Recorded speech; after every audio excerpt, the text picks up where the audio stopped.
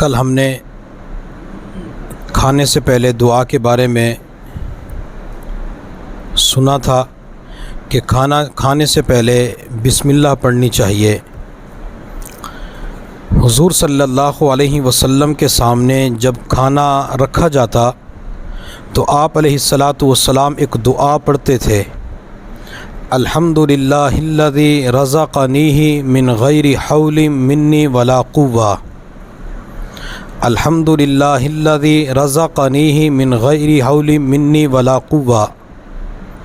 جب انسان کھانا شروع کرنے لگے تو اس وقت تو بسم اللہ پڑھنی ہے، اور جب دسترخوان کے اوپر سامان رکھ رہے ہوں تو اس وقت یہ دعا پڑھنی ہے، الحمدللہ الذی رزقنیہ من غیر حول منی ولا قوہ۔ اس کا مطلب اور مفہوم یہ ہے کہ تمام تعریفیں اس اللہ کے لیے ہیں جس اللہ نے میری طاقت اور قدرت کے بغیر یہ رزق عطا فرما دیا۔ چونکہ جو رزق دینے والی ذات ہے وہ صرف اور صرف اللہ رب العزت کی ذات ہے، اور جب بندہ دسترخوان کے اوپر کھانے کو دیکھ کے یہ دعا پڑھتا ہے تو وہ دوسرے لفظوں کے اندر اللہ کے سامنے یہ اقرار کر رہا ہوتا ہے کہ اللہ مجھے جو کھانا ملا ہے یہ مجھے اپنے علم کی وجہ سے کھانا نہیں ملا، اللہ اپنی محنت کے بل بوتے پہ کھانا نہیں ملا، اللہ یہ صرف اور صرف آپ کے فضل اور کرم کی وجہ سے مجھے آج کھانا مل چکا ہے۔ اور یہی مسلمان اور کافر کی سوچ کے اندر فرق ہوتا ہے۔ کافر یہ کہتا ہے کہ جو کچھ مجھے ملا ہے یہ میرے خون پسینے کی کمائی ہے، میرے پاس علم تھا، نالج تھا، تو اس کی وجہ سے میں نے کمایا، مجھے مال مل گیا۔ حضرت موسیٰ علیہ السلام جب قارون کے پاس گئے، قارون سے کہا کہ مال کی زکوٰۃ ادا کرو، تو قارون نے اس وقت ایک دلیل دی، کہنے لگا انما اوتیتہ علی علم عندی، کہ میرے پاس جو علم تھا میں نے اس علم کی وجہ سے یہ مال کمایا، میں کیوں زکوٰۃ ادا کروں؟ چنانچہ قارون نے اس وجہ سے زکوٰۃ دینے سے انکار کر دیا، اور قارون کے پاس اتنا مال تھا کہ جب یہ قارون اپنی سواری پہ گھر سے باہر نکلتا تو لوگ قارون کی سواری قارون کو دیکھ کے کہا کرتے تھے یا لیت لنا مثل ما اوتی قارون، کہ کاش ہمیں بھی قارون کی طرح مال دیا جاتا۔ تو گویا کہ قارون کو دیکھ کے مال کی حسرت کیا کرتے تھے، لیکن اللہ نے زکوٰۃ نہ دینے کی وجہ سے فخسفنا بہ وبدارہ الارض، اس قارون اور مال کو زمین کے اندر دھنسا دیا۔ اب قارون کی سوچ کیا تھی کہ میری محنت، میری کمائی، میرا علم، میرا خون پسینہ، اور مسلمان کی سوچ کیا ہے؟ اللہ کا فضل، اللہ کا کرم، اللہ کا احسان، جو کچھ ملا ہے یہ اللہ کا کرم ہوا، میں اپنی طاقت اور قدرت کے ہوتے ہوئے اس چیز کو حاصل کر ہی نہیں سکتا تھا۔ اور یہاں پہ ایک بات اور سمجھ لیں، جو دکاندار حضرات ہیں ان کا کام ہے دکان پہ جا کے بیٹھ جانا، دکان کھول کے صفائی کر کے سیٹ کے اوپر بیٹھ جانا۔ گاہک کون بھیجتا ہے؟ گاہک اللہ بھیجتا ہے۔ وہ مشہور ہے ایک لطیفہ کہ 3 چیزیں اچانک آتی ہیں۔ نمبر 1 موت اچانک آتی ہے، نمبر 2 گاہک اچانک آتا ہے، نمبر 3 چندہ مانگنے والا مولوی اچانک آتا ہے۔ جس کو آپ ایک مرتبہ چندہ دیں گے تو سال کے بعد وہ اسی تاریخ، اسی وقت، اسی ٹائم وہ آئے گا کہ آپ نے پچھلے سال اتنے ہزار کی رسید کٹوائی تھی، تو لہٰذا آپ نے مجھے چندہ دینا۔ اس کے وہم و گمان بھی نہیں ہوتا کہ میں نے اس کو چندہ دیا تھا یا نہیں دیا تھا، لیکن یہ مولوی چندہ مانگنے والا اچانک آتا ہے۔ تو گاہک اچانک آتا ہے، بعض مرتبہ دکان کھولتے ہی آ جاتا ہے، یہ شام کے وقت آ جاتا ہے۔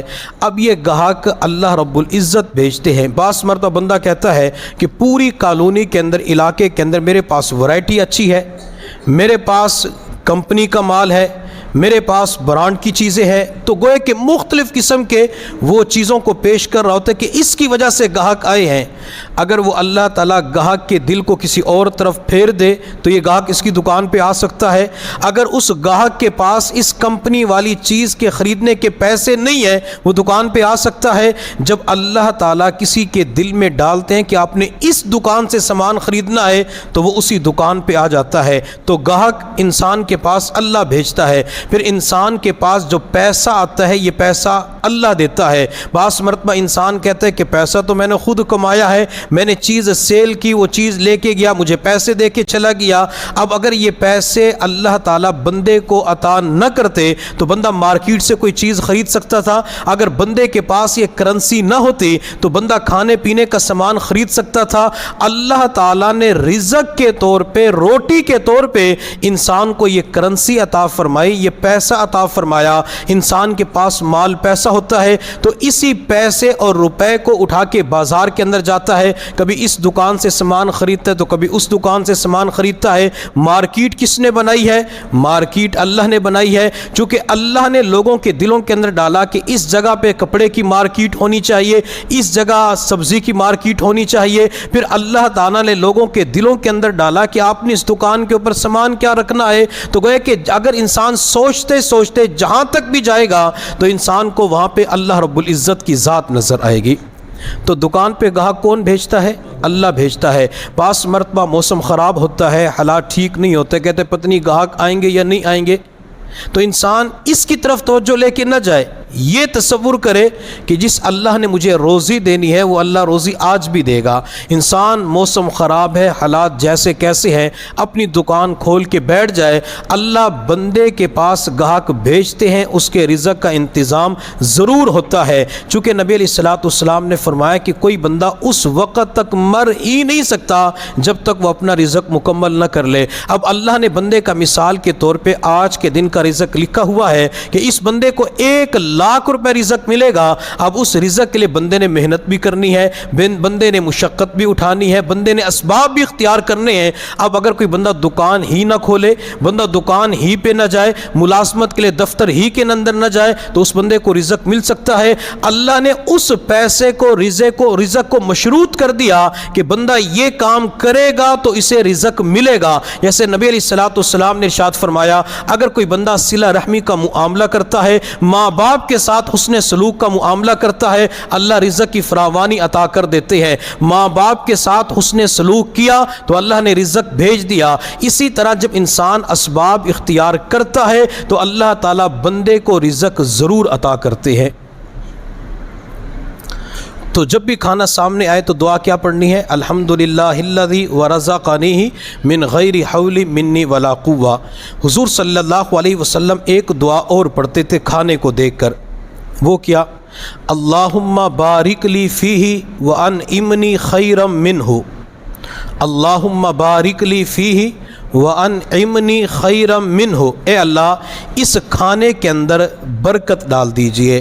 اللہ آج آپ نے جو کھانا عطا کیا ہے اللہ آئندہ اس سے اچھا کھانا عطا کر دیجئے۔ اللہ آج آپ نے یہ نعمت عطا کی ہے، اللہ کل پرسوں اس سے بہتر نعمت عطا کر دیجئے۔ تو اللہ تعالیٰ اس دعا کی برکت سے جہاں رزق کے اندر برکت پیدا فرمائیں گے، اللہ تعالیٰ آئندہ اس بندے کو اچھی غذائیں، اچھی نعمتیں عطا فرما دیں گے۔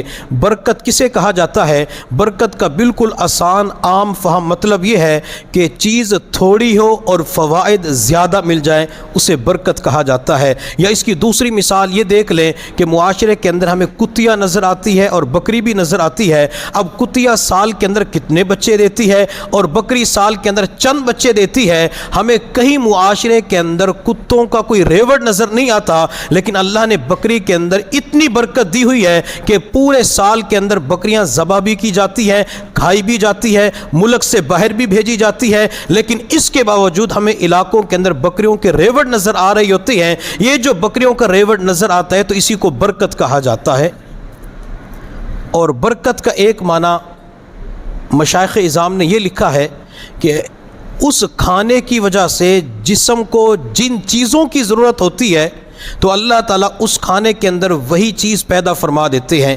انسان کو جسمانی طور پہ خون چاہیے، انسان کو جسمانی طور پہ ہڈیوں کا جو بورا یا گودا ہوتا ہے وہ چاہیے، انسان کو جسمانی طور پہ مضبوط گوشت چاہیے، مضبوط اعصاب، مضبوط پٹھے چاہیے۔ اب انسان تو ان چیزوں کو حاصل کر ہی نہیں سکتا، انسان کو پتہ نہیں کہ کس طریقے سے میرا گوشت اچھا ہوگا، صاف ہوگا، دل کو تقویت ملے گی، معدے کو تقویت ملے گی۔ اگر کوئی بندہ یہ دعا پڑھ لیتے اللہم بارک لی فیہ، اللہ اس کے اندر برکت ڈال دیجئے، اللہ اس کی برکت سے میرے معدے کے نظام کو بہتر فرما، دل کے نظام کو بہتر فرما، ہڈیاں گوشت پٹھوں کے نظام کو بہتر بنا، اللہ جسم کے اندر جو خون کی کمی ہو چکی ہے اللہ اس کو پورا فرما، وہ کہ یہ تمام تر چیزیں اس برکت کے مفہوم کے اندر آ جاتی ہے۔ اللہ تعالیٰ اس دعا کی برکت سے جسمانی بیماریوں کو ختم فرما دیتی ہے۔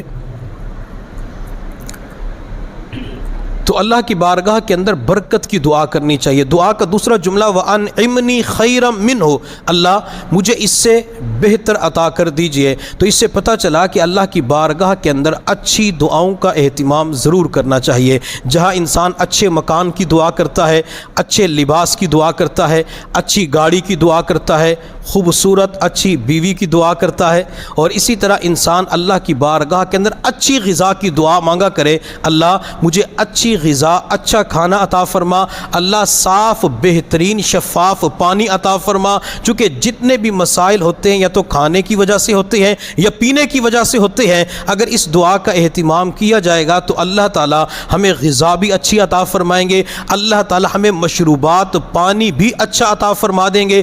حضرت ایوب علیہ السلام کو جب کئی سالوں کے بعد اللہ نے صحت عطا فرمائی تو ایوب علیہ السلام کے اوپر سونے کی تتلیوں کی بارش ہو رہی تھی، تو حضرت ایوب علیہ السلام نے ان سونے کو جمع کرنا شروع کر دیا۔ تو اللہ رب العزت نے فرمایا ایوب آپ کے پاس کمی کس چیز کی ہے؟ میں نے آپ کو اس سے پہلے بھی تو نعمتیں دی، آپ کو اتنے سالوں کے بعد صحت عطا کر دی، اب سونے کو اکٹھا کرنا کیوں شروع کر دیا؟ تو حضرت ایوب علیہ السلام نے عرض کیا اللہ میں بے نیاز نہیں ہوں، اللہ میں تو آپ کی نعمتوں کا محتاج ہوں۔ میں نے سوچا کہ یہ بھی اللہ کا فضل ہے، یہ بھی اللہ کی نعمت ہے، سوچا کہ اللہ کے تمام فضل، اللہ کی تمام نعمتوں کو جمع کر لوں۔ تو اللہ کا نبی بھی اللہ کی نعمتوں کو اکٹھے کرتے ہوئے، اللہ کی نعمتوں کو مانگتے ہوئے نظر آتے ہیں۔ تو ہمیں بھی اللہ کی بارگاہ کے اندر تمام نعمتیں مانگنی چاہیے۔ بعض مرتبہ لوگ دعا کرتے ہیں کہ اللہ ساری نعمتیں دے دے، دعا کر کے اٹھ جاتے ہیں، اس طریقے سے دعا نہ کریں۔ نبی علیہ السلام نے ایک ایک چیز کا نام لے کے دعا مانگی ہے۔ آپ علیہ السلام نے آنکھ کا نام لے کے دعا مانگی، آپ نے زبان کا نام لے کے دعا مانگی، میرے پیغمبر نے پٹھوں کا نام لے کے دعا مانگی، آپ علیہ السلام نے رزق روٹی کا نام لے کے دعا مانگی، پانی کی دعا مانگی، ایک ایک چیز کا نام لے کے نبی علیہ السلام نے دعا مانگی ہے۔ تو ہمیں چاہیے کہ ہم بھی اللہ کی بارگاہ کے اندر ایک ایک چیز کا نام لے کے اللہ سے دعا کیا کریں، اللہ مجھے روٹی بھی دے دے، بوٹی بھی دے دے۔ بوٹی کی دعا کر سکتے یا نہیں کر سکتے؟ تو جب روٹی کی دعا کریں گے اللہ بوٹی دے گا نہیں دے گا؟ ہر انسان یہ چاہتا ہے نا کہ روٹی کے ساتھ بوٹی ملے، اور بوٹی بھی مٹن والی ہے، موٹی ملے۔ اللہ کی بارگاہ میں دعا ہے کہ اللہ تعالیٰ ہمیں تمام مسنون دعاؤں کا اہتمام کرنے کی توفیق عطا فرمائے۔